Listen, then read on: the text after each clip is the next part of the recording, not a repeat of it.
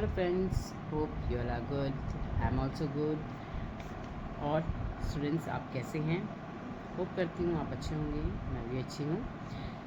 तो अब हमारा नेक्स्ट टॉपिक आता है फ्रेंच रेवोल्यूशन का ही। Did women have a revolution? Okay, तो टाइम वेस्ट ना करते हुए हम इसको जल्दी से पढ़ते हैं कि क्या था did women have a revolution. मतलब शुरुआत में ही, बिगनिंग में ही, रेवोल्यूशन की शुरुआत से ही वुमेन जो थी वो क्या थी, एक एक्टिव पार्टिसिपेंट्स थी। मतलब वो हर चीज़ में पार्टिसिपेट करती थी जो वुमेन्स थी। ठीक है ना, जैसे कि वुमेन्स भी प्रोटेस्ट करती थी, रैलीज निकालती थी और एक्टिविटीज़ में भी शामिल होती थी या रहती थी। ठीक है, उनका एम क्या था कि गवर्नमेंट उनकी लाइफ इम्प्रूव करने के लिए लॉज बनाए। अब वुमेन की जो कंडीशन जो थी वो थर्ड स्टेट में वो कैसी थी? Most women of third state को काम करना पड़ता था। तो मैंने आपको पहले बताया था ना कि थर्ड स्टेट में वुमेन की जो कंडीशन थी वो क्या थी कि उनको काम करना पड़ता था, मतलब जीने के लिए कमाना पड़ता था। ठीक है, और वो कैसे काम करती थी? दे वर्कड एज अ, जैसे वो सिलाई का काम हो गया, ठीक है, लॉन्ड्री वर्कर्स हो गए, लॉन्ड्री वर्क्स हो गया, मार्केट में फ्रूट्स और वेजिटेबल्स सेल करना हो गया, डोमेस्टिक सर्वेंट्स हो गए, मतलब अमीर घरों में काम करना हो गया, ये सब वो करती थी। ठीक है, लेकिन फिर भी प्रॉब्लम क्या थी कि एजुकेशन नहीं थी। ठीक है, जॉब ट्रेनिंग नहीं थी। सिर्फ रिच फैमिलीज़ की जो गर्ल्स होती थी उन्हीं को ही कॉन्वेंट स्कूल में पढ़ाया जाता था।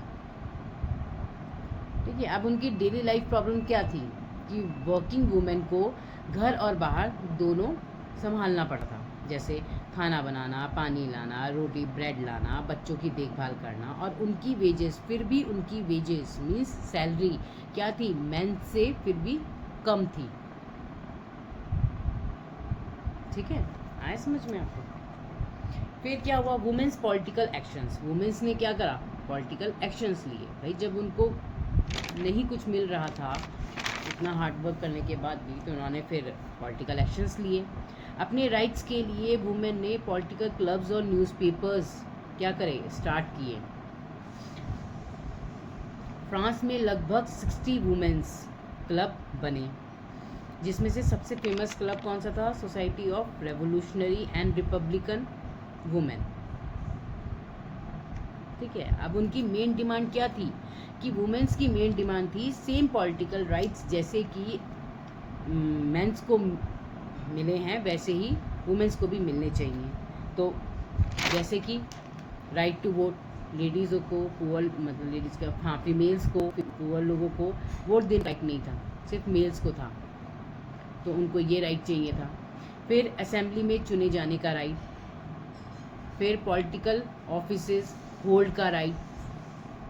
लेकिन 1791 कॉन्स्टिट्यूशन ने उन्हें पैसिव सिटीजन्स बना दिया। पैसिव सिटीजन्स मीन्स वोट करने का राइट नहीं दिया गया फीमेल्स को। गवर्नमेंट रिफॉर्म्स, फिर क्या हुआ? कुछ इम्प्रूवमेंट्स हुए। ठीक है, गवर्नमेंट रिफॉर्म्स में कुछ इम्प्रूवमेंट्स हुए, जैसे कि रेवोल्यूशनरी गवर्नमेंट ने कुछ लॉज बनाए। तो क्या थे वो लॉज कि गर्ल्स के लिए स्कूलिंग कंपलसरी कर दी गई, पेरेंट्स फोर्स नहीं कर सकते थे मैरिज के लिए। ठीक है, सिविल कॉन्ट्रैक्ट से, मैरिज में सिविल कॉन्ट्रैक्ट होता है एक, तो वो उनकी फ्री चॉइस थी। डिवोर्स, मैन एंड वुमेन को दोनों को राइट था डिवोर्स के लिए। वुमेन्स जॉब कर सकती थी और स्मॉल बिजनेस भी स्टार्ट कर सकती थी। ये कुछ इम्प्रूवमेंट्स गवर्नमेंट्स ने किए। फिर रेन ऑफ टेरर में क्या हुआ कि वुमेन का स्ट्रगल फिर भी जारी रहा, लेकिन वुमेन्स, फिर क्या हुआ उसके बाद भी रेन ऑफ टेरर में क्या हुआ कि वुमेन्स क्लब बंद कर दिए गए, पॉलिटिकल एक्टिविटीज़ बंद कर दी गई, कई वुमेन अरेस्ट और एग्जीक्यूटेड कर दी गई, मतलब अरेस्ट और मार दी गई। ठीक है, ये था did women have a revolution. ये था इस टॉपिक का आपका पूरा एक्सप्लेनेशन। कि मैं आपको एक फाइनल वन लाइन में मैं आपको ये एक छोटी सी समरी बता दी कि women played an active role in the French revolution. Women ने एक एक्टिव रोल प्ले करा फ्रेंच रेवोल्यूशन में, but they had to struggle for many years. पर उसने बहुत सालों तक क्या करा, स्ट्रगल करा to get equal political rights, कि मतलब उनको भी इक्वल पॉलिटिकल राइट्स मिले। उसके लिए इस वुमेन ने बहुत सालों तक क्या करा, इन वुमेन ने स्ट्रगल करा। और वुमेन ने सिर्फ फ्रांस में ही नहीं बल्कि दुनिया के कई देशों में वोट का राइट पाने के लिए लंबे समय तक मूवमेंट किया। इसे इंटरनेशनल सफरेज मूवमेंट कहते हैं। ठीक है, मतलब वोट देने का राइट।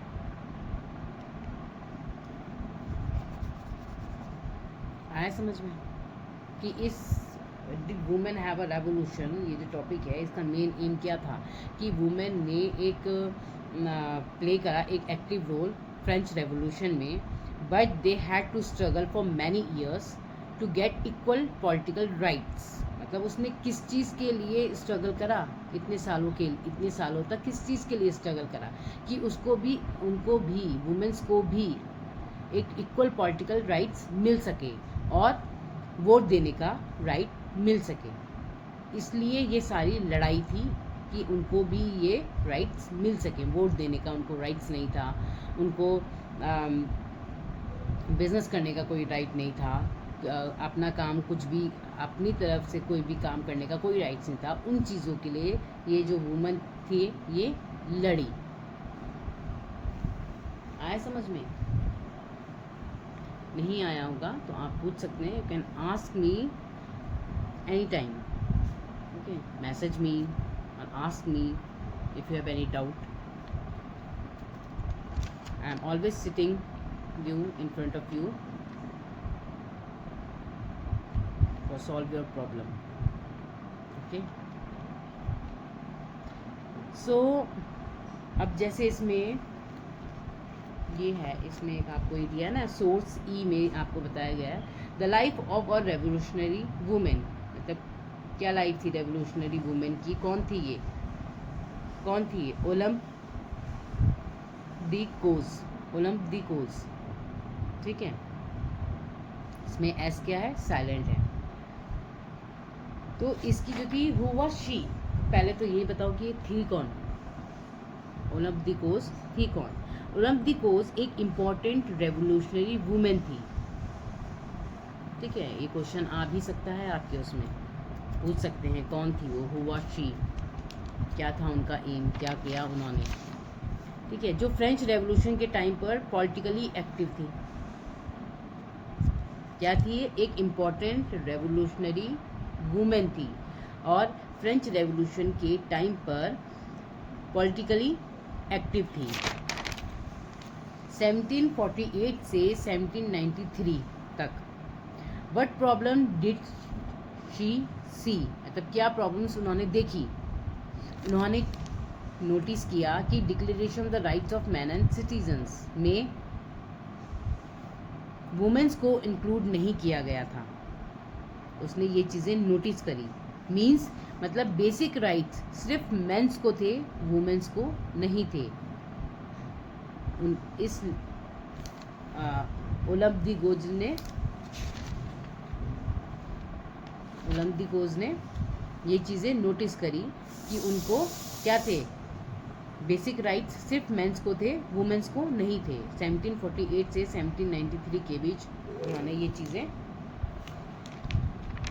देखी नहीं, हाँ, तो ये सारी चीज़ें उन्होंने वो करी।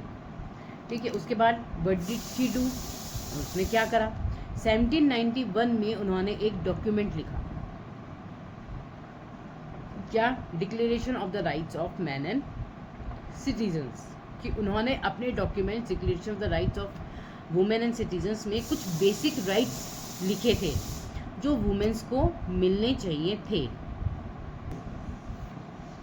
उन्होंने इसे क्वीन को, नेशनल असेंबली को एड्रेस किया और डिमांड की कि वुमेन को भी सेम राइट्स दिए जाएं। उसके बाद क्या हुआ कि 1793 में उन्होंने जैकोबिन गवर्नमेंट को क्रिटिसाइज किया क्योंकि वुमेन्स क्लब बंद कर दिए गए थे। इसलिए उन्होंने क्या करा, जैकोबिन गवर्नमेंट को क्रिटिसाइज करा। तो इसका फाइनल रिजल्ट क्या निकला कि उन्होंने court, national convention of trial किया। क्या मतलब हुआ इसका कि उन्होंने कोर्ट में नेशनल कन्वेंशन ऑफ ट्रायल किया, मीन्स उन पर चार्जेस लगाया गया देश के खिलाफ जाने का। नेशनल कन्वेंशन मतलब उस समय की गवर्नमेंट थी वही कोर्ट की तरह काम करती थी, मीन्स मतलब उन्हें गवर्नमेंट के सामने पेश किया गया जहां उन पर केस चला और फैसला दिया गया।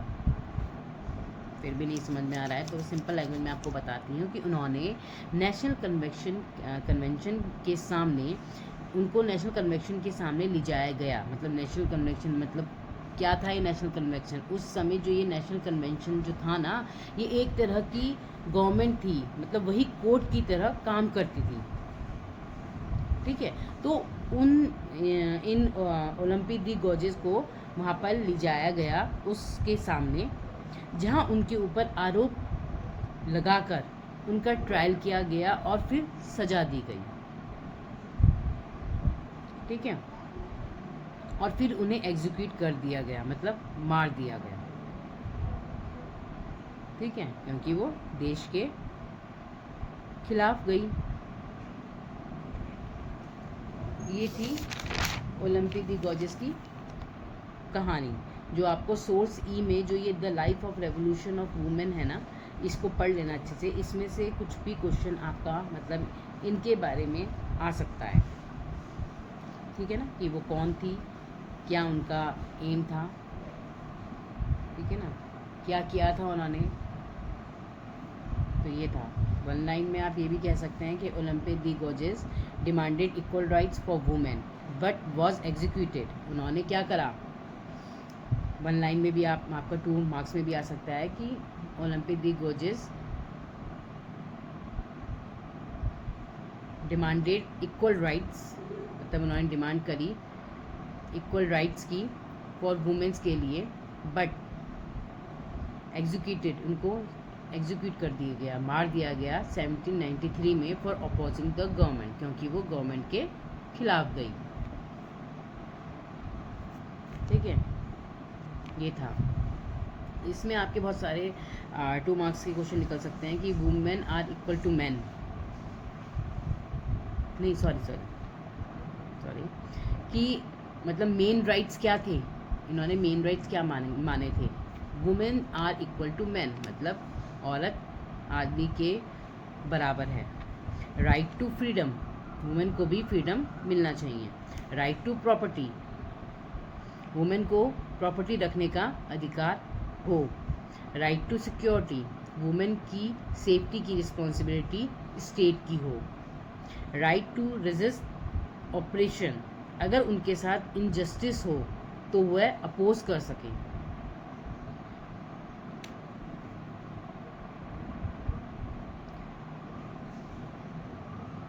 ठीक है, इसमें आप 3 चीज़ें याद रखिए। याद रखने वाली 3 चीज़ें क्या हैं, बस ये 3 चीज़ें ही हैं कि शी रोट, उन्होंने क्या लिखा है, declaration of the rights of man and citizens 1791 में।